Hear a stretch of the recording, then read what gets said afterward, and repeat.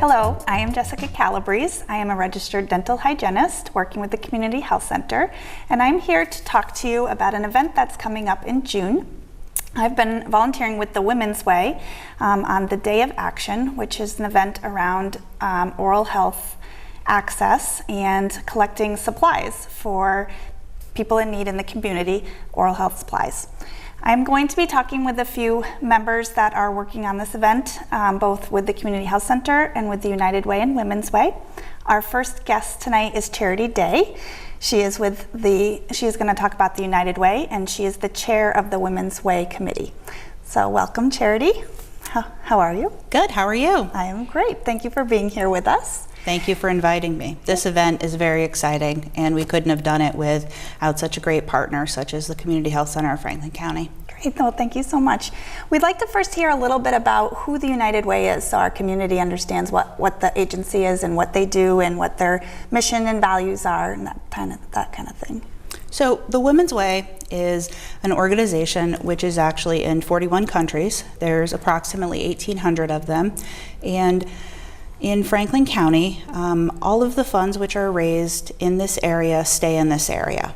The Women's Way addresses community's basic needs. Now that can range from the Community Meals Program to address hunger, homelessness prevention, which ServiceNet works on, the North Quabbin Citizen Advocacy addresses some mental health issues. The Recovery Learning Community addresses addiction.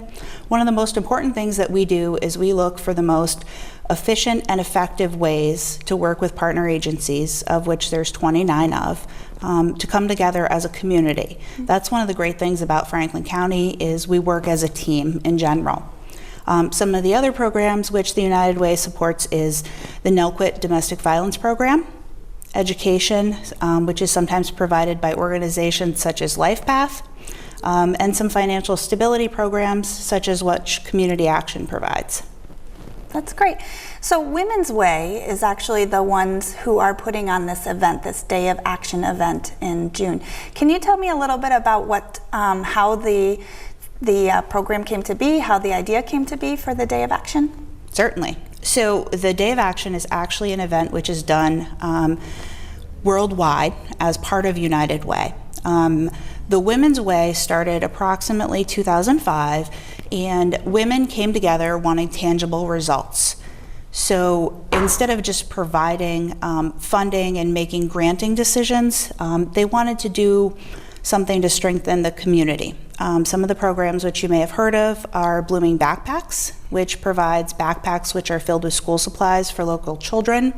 Last year, we assisted over 500 children with backpacks. The other program would be the Supper for Six program, which puts foods in the hands of families during the February school vacation week. So the way we came about for the Day of Action as the oral health drive, we did one last year, and we collected supplies for people who are unable to afford sometimes basic needs. Low to moderate income people, it's hard to afford if you have children, if you're a single individual, everything's really expensive. So we thought if we could come together and assist someone with a toothbrush, with dental floss, with toothpaste, with mouthwash. So last year we did collections, and we gave out, through our partner agencies, lots and lots of dental supplies. The need was amazing, and we were able to meet quite a bit of the need. This year we decided that we wanted to also be able to provide services. So one of our natural partners would be the Community Health Center of Franklin County. So we reached out to that organization. And we also are partnering with another local dentist, Dr. Sue Keller, who's going to be assisting as well. Great, so this event is going to be about providing services, but about collecting donations. Now the donations can come from businesses, individuals. Can anybody donate to this cause? Yes, anybody can donate. So the way it's going to be set up is we'll be on the town common. Subject to availability. There's some reseating going on, which we had not planned on. Or we will be on the front lawn of the Second Congregational Church. So donations are accepted at the United Way on Davis Street in Greenfield, or on the Day of Action, which is June 17th. And it's going to be running from 8 to 1. We'll be accepting donations of any size. It can be toothbrushes, it can be toothpaste, it can be mouthwash, or it can be a monetary donation. Great, and all of these supplies will be distributed through your partner agencies Yes. in the community. That's great.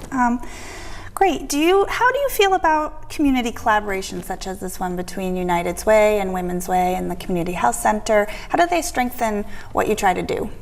So without other organizations, one of the things about Franklin County is we really work as a team here. When there's an issue, a lot of organizations come together to really provide a holistic approach to stuff. No one organization can provide everything that an agency needs.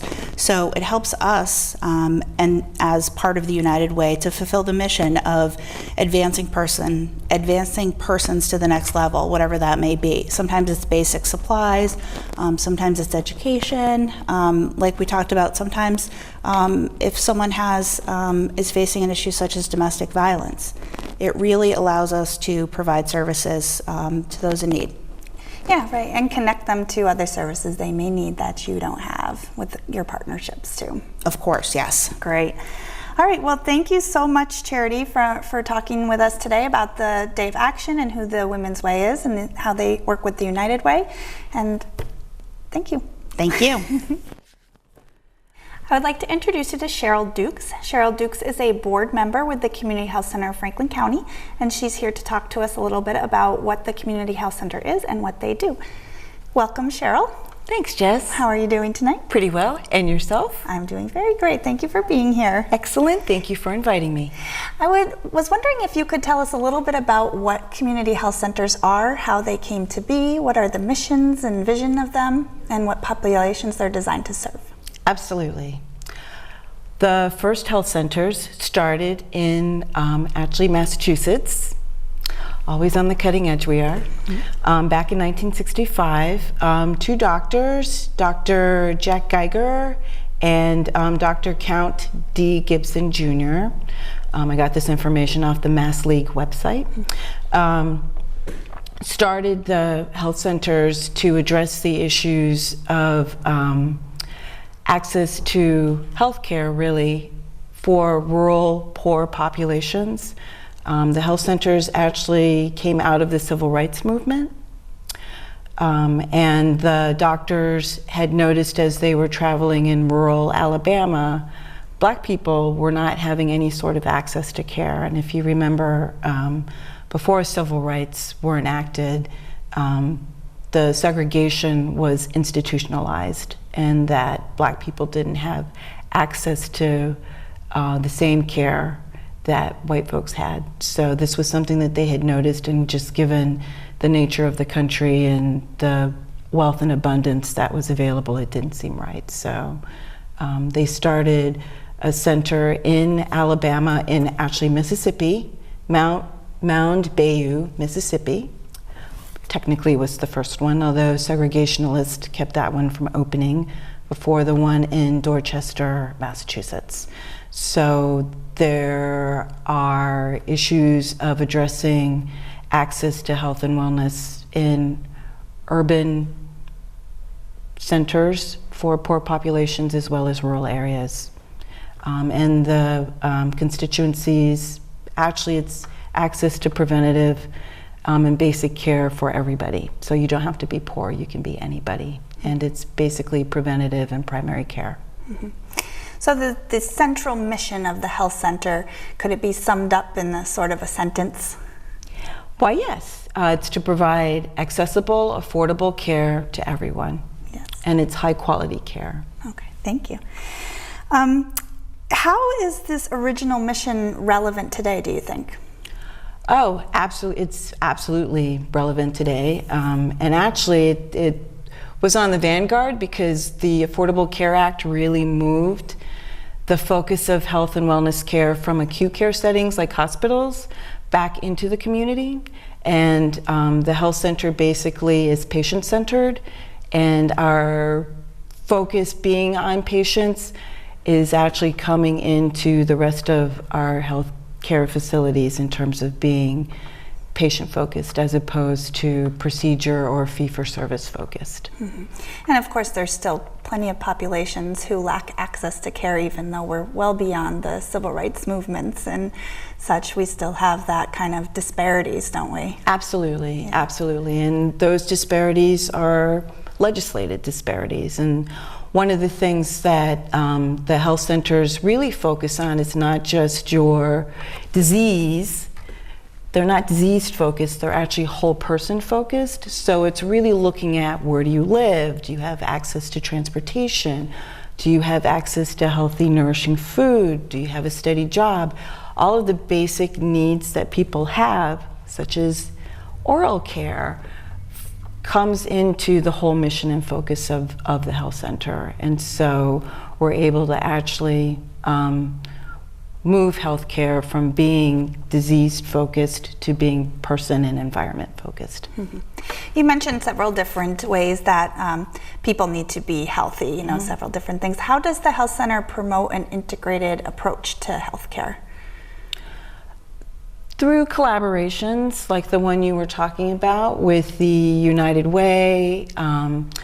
You yourself have gone into our local public schools to bring dental hygiene into the schools at an early level, and for children to be able to understand how to take care of their teeth, which also impacts their families because they go home and they show their families what they've learned in school.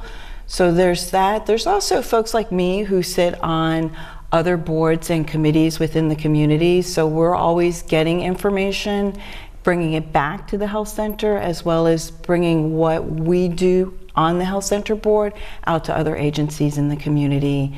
And as Charity had mentioned earlier, we really are a small community. Everybody helps each other out, and so there's a lot of trust in terms of building collaborations.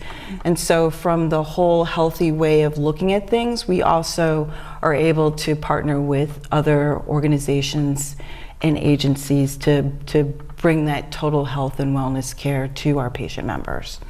And I actually am a patient member myself, so people on the board of directors, we have a mandate by the federal government that the majority of the people on the board of directors actually have to be patient members within the health facility, within the health center.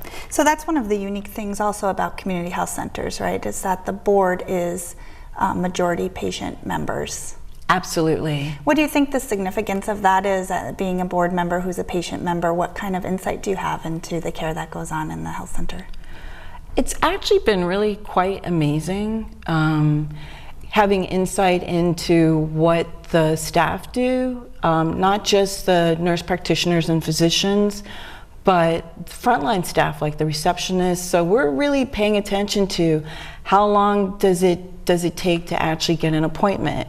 How was I treated coming into the health center? Those things matter in a way where if people aren't happy, we're responsible for making sure that the patient experience is a positive and good one, and that we're also able to address needs because we are people that are being served that may not be noticed in other healthcare facility situations, like language. We have people who are responsible for making sure that people from different cultures or ethnic backgrounds and different languages have access to health care in the language that they feel most comfortable having access to that care. Great. Well, thank you so much, Cheryl, for everything that you've talked about with us today and for being a guest on our show. And I feel like the Community Health Center is very lucky to have you as a board member. Well, thanks, Jess. We're very lucky to have you as one of our people taking care of us. Thank you. Next, we'll have Dr. Allison Vandervelden. She's a dentist with the Community Health Center, and she's here to talk to us a little bit about the event and also about the oral health services that will be at the event and also that the health center provides. Thank you for coming, Dr. Vandervelden. It's my pleasure. How are you doing tonight? Really well, thank you. Great, all right. Well, why don't you first tell us a little bit, why did the Community Health Center decide to partner with the Women's Way to do this event? The Community Health Center Franklin County is always looking for ways to reach out to the community. we want to make our services accessible, and it's a good way to be available for anybody who's looking for a dentist or needs access to healthcare and doesn't know where to start. So we'll be available to kind of reach out to people who need us who haven't been able to find us. Great. What kind of services do you think you can actually do that day on site? So at the event, we'll be offering oral health care screenings. We'll be able to do examinations. We'll have an x-ray unit that we can use. We'll also have a product that we call silver diamine fluoride. We abbreviate it SDF, and it is a very cool fluoride product that can actually stop cavities that have started, and it's also just generally a good fluoride product. So we'll have that available. We can also screen if you have small children. We can take a look at them. Great. Are you going to have somebody there who can work with people who might want to register for full services with the community health center? Yeah, absolutely. One of our front desk workers will be there, and she will be taking information. We'll have packets to fill out to gather information, and that information can be used also if people are interested to transition to our medical department as well. We use a lot of similar paperwork, so yeah, we'll be taking a lot of information for people who need. So it could kind of be like a one-stop shop to get registered for services. Yeah, exactly. Come meet a dentist, check in. Marilyn will go over, she's our front desk specialist. She'll go over insurances if there's questions about that. We even have navigator, we call him. He's an insurance and outreach specialist. I'm a dentist, so I do teeth, but insurance is a whole other story, and he has a lot of really good resources and information for people who don't even know where to start. Sounds great. So you mentioned product silver diamine fluoride. Can you tell me that you said that it stops cavities? Can you tell me a little bit about how that works? Yeah, so it's recently approved in the United States, the last 2-3 years. But it's been used for decades in other countries, and it is a fluoride product.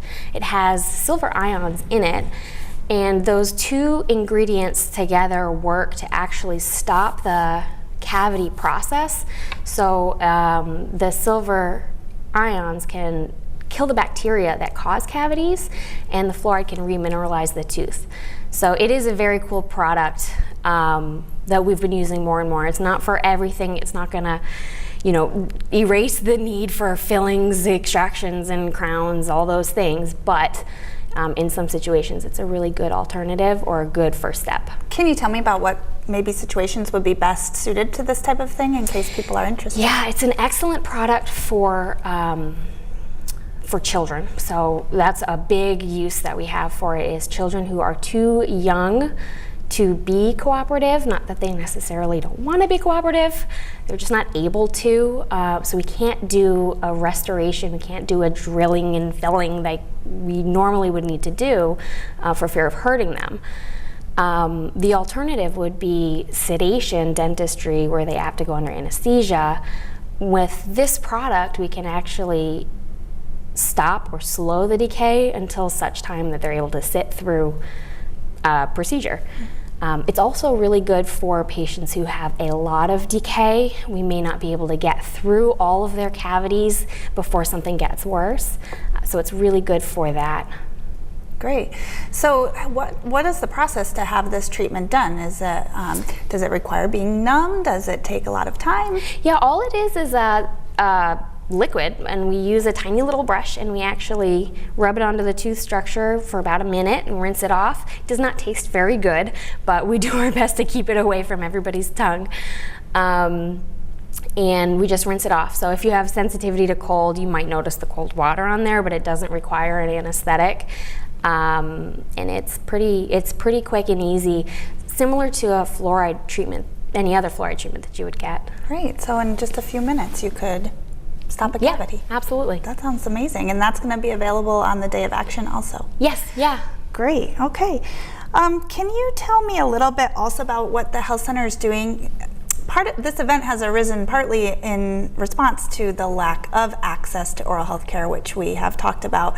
Can you tell me a little bit about what the health center does to try to address that access issue? The health center in Franklin County is committed to reaching out to people who need us, who may not even know we're there. Some of the things that we're doing, we have a school dental program, we have an operatory, a dental treatment room located in the hospital at Bay State Franklin, which is intended for mostly walk-in services. We have a ton of urgent dental needs. People come with toothaches and broken teeth, and they don't have an established dentist, so we can help reach out to them that way. Yeah, there's a lot of things that we do. That's great. So the site in the hospital, how many days is that open? That site is open 3 days a week with a dentist, 2 days a week with a hygienist, and we also have walk-in hours in other sites. So every day of the week, 7 days a week, we have a dentist office open somewhere at one of our 3 locations. Wow.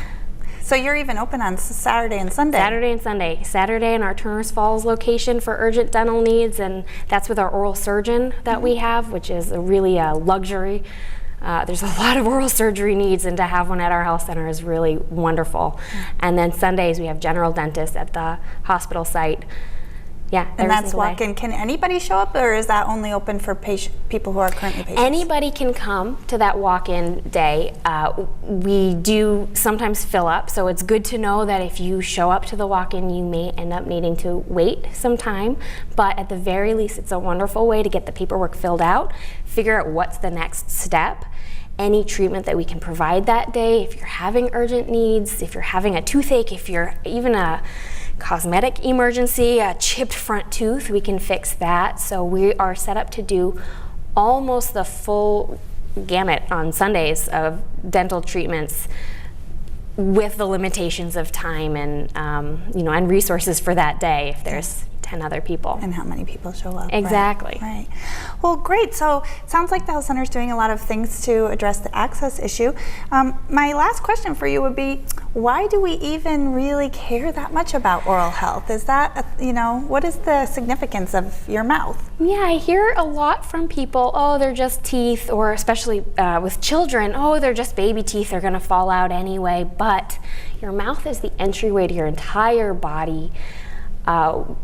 Dental pain, dental treatments is one of the #1 causes for school absences for children.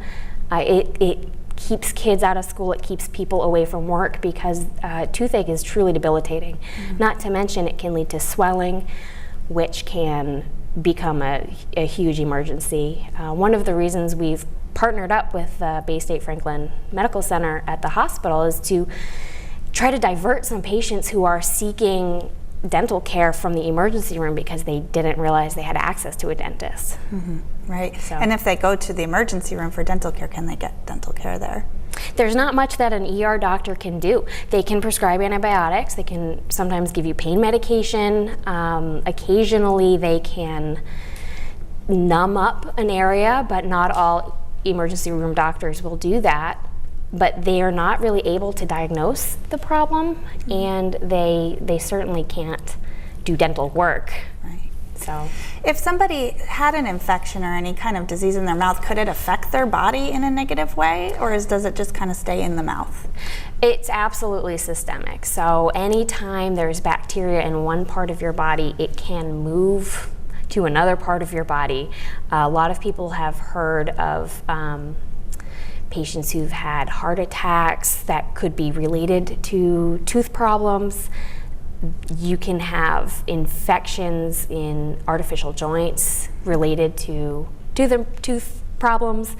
Your body is not isolated into parts, it's all connected. Mm-hmm. Not to mention, your mouth is very, very close to really important anatomical features. Your airway is right here, your brain is right there. Mm-hmm. So occasionally, and it happens, about once a year, I hear a story about a patient who has actually died of a tooth infection, which is completely unnecessary. Mm-hmm.